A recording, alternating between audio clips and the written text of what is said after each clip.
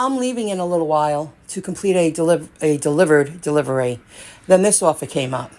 Now maybe if I focused, I could make the time. It's a pickup in my town to a Long Beach drop-off. However, guac food is heavy. Dlivrd sent me another offer last night, picking up at the guac shop, but it was over $400.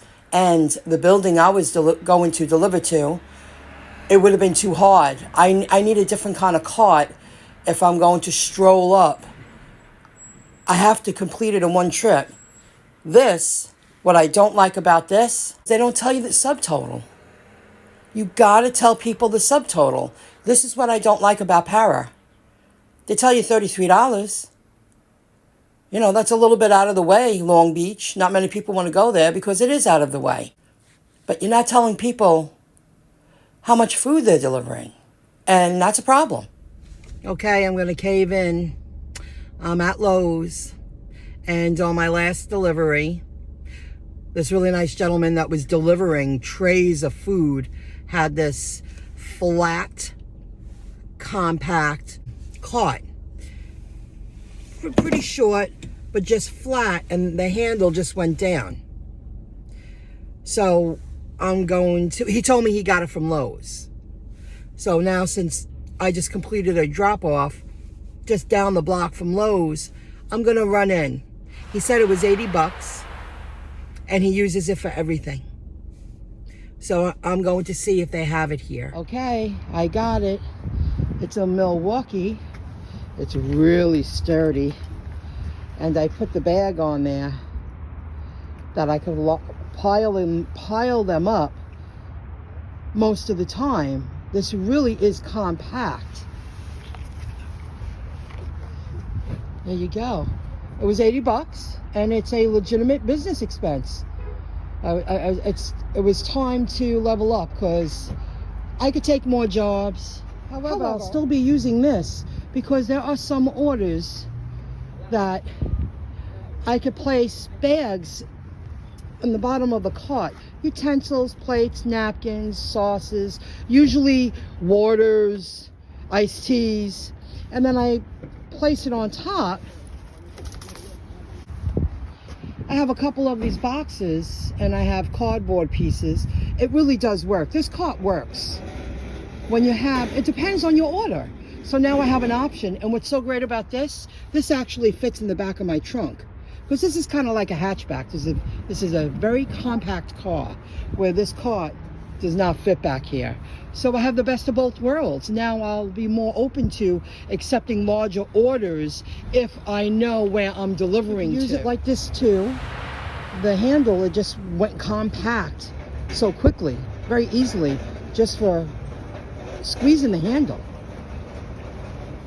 Okay, I bought an extra cart and I'll be able to deliver more deliveries, but it still is the restaurant's responsibility to properly wrap up their food so we can transport it without a mess. No large tins with a little piece of tin foil over the top.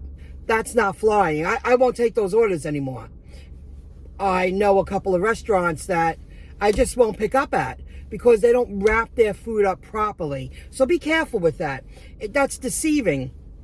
Most of the places, I could pile things on top of each other, put the food that's covered in hard cardboard or boxes on the bottom, put the light stuff on top. But when restaurants give you food in large trays that just have a thing of saran wrap and tin foil on top, that's not properly packaging it so us drivers can deliver their food, their product. It's a mess. So be careful with that. You got to make sure you know where you're picking up from. It's the responsibility of the restaurant that their food is wrapped up properly. Yesterday, Dlivrd sent me several offers.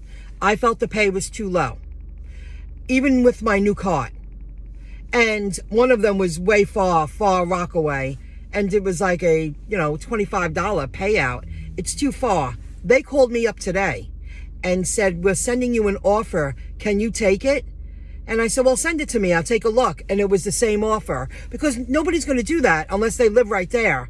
I'm not going to, I'm not going to go to Far Rockaway just for $25. Just not going to do it. Bolt Deliveries has a great offer on their cartwheel. And if I stick it out and they add $10, it would be good. It's pretty local. What's the problem? It's to a restaurant that don't package their food up properly. I won't even be able to use my new cart to pile large trays of food on top of each other. Say you got 2 large trays in a bag and you place another bag on top of it gently. It's not wrapped up properly. This place, they even use very thin covers that you can't place food on top of each other. Maybe if I went like this and like this, you know what I mean? Like this and like this, instead of like this on top of each other. But it's too much effort to prevent that kind of messy spillage. And I delivered for that place twice. And it's not even appealing.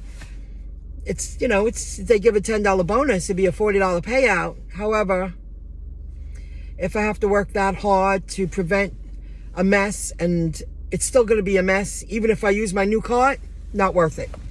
So this is the stuff you learn. I have 2 restaurants on my list that I have to say no to because they either use tin foil on top of tins, or their tops are so thin that why even use it at all? It's not preventing anything from spilling. And it's not securing the food properly so we can transport it in our cars. It's not even taking the bags out and placing them, situating them properly on a cart. But if the food's moving around in your car and it's all seeping out in your bag and they have all this liquid in a mess and you got to clean it up, well, that's too much work for too little money. You know what I mean? We're working hard to give a good impression to the restaurants. Well, they should be grateful they have drivers like us doing that. It's their responsibility to make sure that they know how to properly package their food to be transported and to get delivered to these large office buildings that we have to, roll them in, break them down. We have to drive it there. It's their responsibility.